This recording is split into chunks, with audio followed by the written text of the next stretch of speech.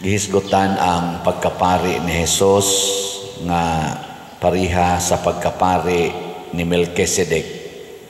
Si Melchizedek matud pa sa unang pagbasa nitungha rato siya nga dili gikan sa tawhanon nga gahom. Nya nawa ra sa to siya dili tungod kay gipahunong siya sa tawhanon nga otoridad. Muna nga gitawag to siya pari nga gikas Ginoo. Nya panahon nahitabo ni panahon ni Abraham.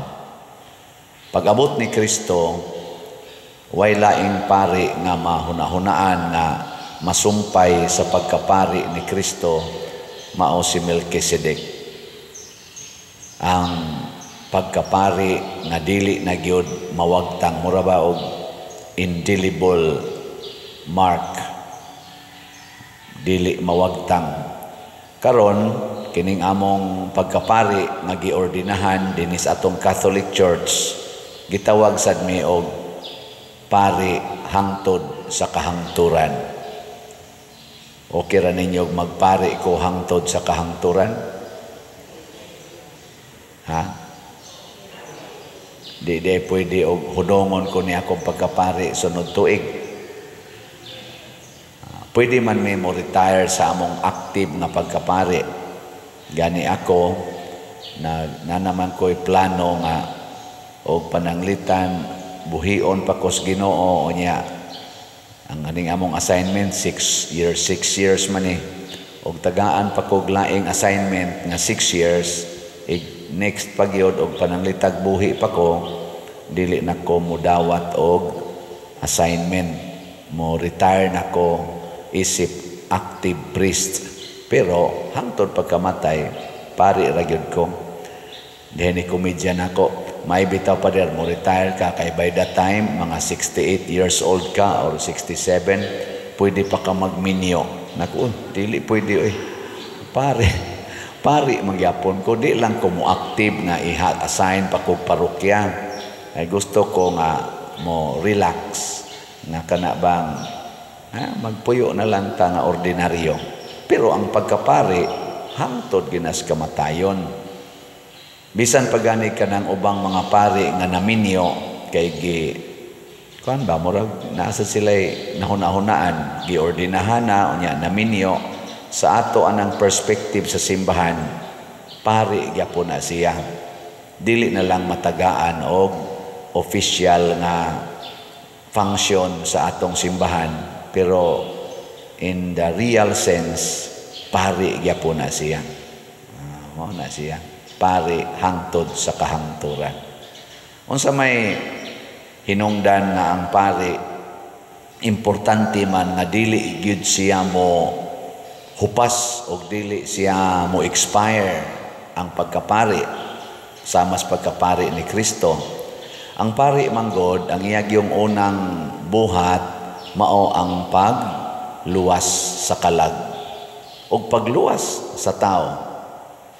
Kana bang pinaagi sa iyang pagampo o pagsakripisyo, mahatagan o kaluwasan ang tao. Mo nang dinhi sa simbahan, niya ang mga sakramento nga makaluwas. Gikan sa bunyag, hangtod gyud sa paghilog sa masakiton. Ang makabuhat ana, ang pari ra nga giordinahan. Unya ron pananglitan og naa dihay luwasonon, niya natug ko, niya pukaon ko, maingon ko, pabalik ka lang ugma. Dan hiluganan ba? Or bisan gusto mo kumpisal. Ana, kay hapit na gid siya mamatay. Di atong pakumpisalon, aron mamatay dayon. Nga luwas. So mo ang among pagkapari 24/7. Pero mo kinahanglan sa tamo pahuway. Pero dili na pasabot nga ni pahuway ang pari. Kung madapag arrange nga pwede ugma na lang na. Pwede ra. Sige, ugma. Pero di gyud mi angay ako isip pari, di gyud ko angay nga mobalibad. Pwede lang kumuhangyo. Pader na ihiluganan niya alas 12 nas gabi. Unsa man naglisod na ginagmayo. awa pa man pader naglungag pa ganito. Ugma na lang tingali ay lang sa karon. Ano ba? Di usag kausag gidali-dali pader adto agyod kay hapit na gyud kuno. Ana di ngadto nako. Sus ang naghuna-huna ra day nga hapit na ang asawa, tiguang na sad. Pag abot nako dito ang bana nga masakiton di man magpahilog. Gahigda na, diyan na ang pari. Ana, mutakilid bitaw ni bukot sa habol, wan agyud mutagad nako. Gahuwat kog 30 minutos o kanus agyud mutakilid og balik di man gid siya. Sige ang sangpit na dugay. Sige pader kana ganing amo lang usa ning kumbinsihon. Kasurok is akong dugo. Gisekreto na kong tawag ingko, nganong gidali-dali man ko ninyo? Wa din na ninyo sabuta daan ang masakiton. Isa, wa pader kay wa man gina siya simba-simba amo na lang sagik da pader basin bagmadaba kung naanagyud ang pari. Ayaw sa ginanaa, no? Respeto sad ang pari. Ayaw sad og gamita ang pari para lang sa imong kaugalingong katagbawan. Ana, ikaw ang ba i-arrange gyud maayo. Mo na ang respeto sad ni Abraham ni Melchizedek. Super sad. Si Abraham nagiilang hari sa iyang tribo, mihalad ngadto sa pari. Pasabot tagai sad ang pari og taas nga dungog. Sama nga si Kristo tagaan sad natog taas nga dungog. Mo ni kining atong misa, napte mingon ako, pader, ikaw ba magmisa ka? Bisag jutay king tao, taas mangyapong kag humili. Inako, ang misa manggod para nako, kuan gina siya, kanunay gina siyang special. Kay ang akong ikaatubang diha, ang pari nga way katapusan, nga mao si Kristo, ang akong girepresentahan, ang pari nga way katapusan, nga mao si Kristo. Munang maningkamot kita nga dinis atong misa bisan kadang tawag nila ordinary days ato yung himuan og special nga pag alagad ana isipari sad labi na karon nga murag na kuan ko na sikat-sikat sa social media daghan na yung mga andoy nga mumisa ko ya nimisa ko kausa nako niya sa gining mga pagsulay ba formal gito nga misa kay gipadad-an gyud kog suwat sa ilang kuan parish priest nga ako'y mumisa aning adlaw anang orasa aparte sa nakong pangandam pag abot sa nako didto naa sa mga concelebrants daghan ang sakristan i-orient gyud ko nako nindot ning ila na kay preparado kayo naagi specific nga basement nga ipasulob nya mo aksyon ang takogsod ay sa pader kuangan pag 2 minutos nako ninduta ani nila kana ganing kan jud ba fathers ana gyud ang sakristan nga mo'y mag-assist ba fathers kana ganing 2 minutos na lang ha nako ninduta aning simbahana kay preparado jud kay ba pagbagting na kay nitatak na gyung oras pagsud wa bitay ni kantang choir daghan kay mi dito kon celebrated mas why choir nga ni kanta lami agyong ipangasaba noon di ba part man as misa ang choir why choir nya pag-abot na kusloyo pag humanas misa nangutana kus katong ni assist nako to nganong wa may choir ingon din siya ordinary day manggodron pader ordinary mass manggodron pader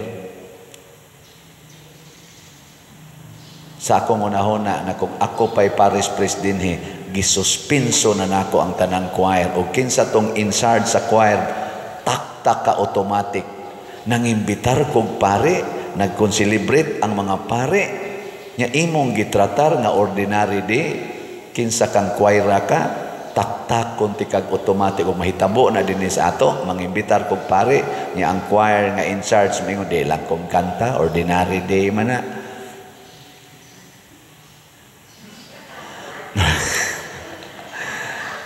labi nagmingon ordinary ra man nga misa ana Na, nagyog balik dire, taktakon tagyog ka. Wa ka maghuna-huna nga nangimbitar kog pari, dili ni taga-ato, nya naa pag ni apil nga mayroon bantag jutay, more than 10 ka mga concelebrants, nya human na paginang sakristan nga magsigig diktar nato og unsang orasa mosud, unsay basement isulob. O niya ara di ay ang choir di ay moingon ra ordinary mass man na, ordinary schedule naman na. Ingon din sakristan, sorry kay Padre, sorry kay Padre, sorry kayo. Nako dong, klaro halang yan na ninyo sunodong. Kaya mura wa ko kauyon por tinatong kunuhang pangandam. Nya ang resulta ra di ay wa ray mo kanta. Ana. Maurasad na ang gibati ni Kristo. Ingon siya, porti na tong pangandam aning adlaw igpapahulay. Aron jud kunuhay atong i-honor ang adlaw igpapahulay. Ni ay taong masakiton, kuyos og kamot, dugay na ni sad siya nga gustong mo apil sa atong activity sa adlaw igpapahulay, pero kuwangan ang iyang pagpractice kay masakiton siya. Dili na to ayuhon tungod lang kay adlaw igpapahulay. Hay may mas unahon nato ang paghimo sa selebrasyon nga kitay nakauyon o ang paghatag og kaayuhan sa nanginahanglan. Ang Ginoo mga igsoon, number 1 gid niya the needs of others. Second, the need of myself. Secondary raning atong self compared to others. Sige, lingay mong tupad. Lingay ba mong tupad? Ingna, sugot ka. Ingna ba? Sugot ka, alagaran ti ka. Ayun na ka no. Ingna, sugot ka, ako kang alagaran. Nyagdigay siya mo sugot, ay pamugos. Nga mamugos man ka nga. Siya may important.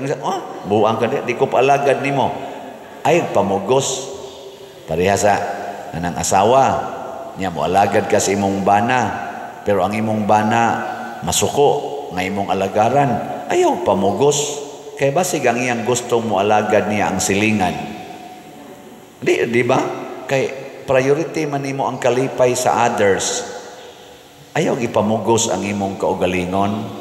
Ana, nya kamo di mo mamugos, kamo mga ginikanan, pananglitan, ang inyong alagaran, ang inyong mga anak, nya ang inyong mga anak gusto nga dili magpaalagad ninyo, ayaw lang sad mo pamugos, magyaw-yaw man sad mo. Iandam lang ang imong kaugalingon, ingna lang kung saan ka masaya, suportahan ta ka. Ana no? Saan okay mo na? Nya iniingon ako nga nagpatambag, Pader, gusto biya jud ako magkahiusa mis akong pamilya, sila may dili gusto nako, Pader. Unsa may akong buhaton, nagtinarong manunta ko, Father, nganong ila madyod kong i-reject. Murag bana mating ito siya, nya nagkasinabot iya mga anak o ang iyang asawa nga dili na siya dawaton, o man siya musulti o unsa gid tinuod nga rason, pero matod pa niya gusto kita siya makikhiusa, nya di na mo kuno siya dawaton. Inako, dawata lang sila nga wa mo dawat nimo. Nindot no? Dawata sila nga wa mo dawat nimo. Ug hangtod ka mamatay, pabiling buutan nga sakop sa inyong pamilya, bisan pa man dili na ka makaduol nila. Pero sila ibutang kanunay sa kasing-kasing. Nako, naamang na Brad, ang relationship nga tinud-anay naanas kasing-kasing. Nya ang tanawon sa Ginoo ang kasing-kasing. Higugma lang sila nga wa mahigugma nimo. Moabot rang panahon, mudot ng imong gugma ngadto nila, kay nganuman dad-o na ni Kristo ang imong gugma ngadto sa ilang kasing-kasing. Kay si Kristo magtan-aw man sa atong panginahanglan, labi na jud maghilak na ka, nya wa kanila dawata, nya ikaw naghilak na ka, nya naa lang gyapon nimo ang paghigugma nila. Ang Ginoo nga nagtan-aw ana, di siya makatugot nga magpabili na. Moabot yung panahon nga iya kang tagaan sa kalipay. Diya sa tuybana nga wa natagdas asawa, buwagan, kay bawa masaghain ka puyo. Akong giingnan, adto adito sa balay, nyag dili ka tagdon, ayaw uli. Asawa mo na nimo, ay jog uli. Ni siya niya pader, ang akong kaon, ako ay kaon. Diha lang jog ka ba sa pultahan ba ka or sa gawa sa balay, ipakita gyud nga muunong kaniya. Abot siya alas 4. Wa jud kuno mo gawas. Sige panugon sa ilang tingitong anak, papulian na ng panuway, papulian ng yawang dako. Adi magi siya mo uli.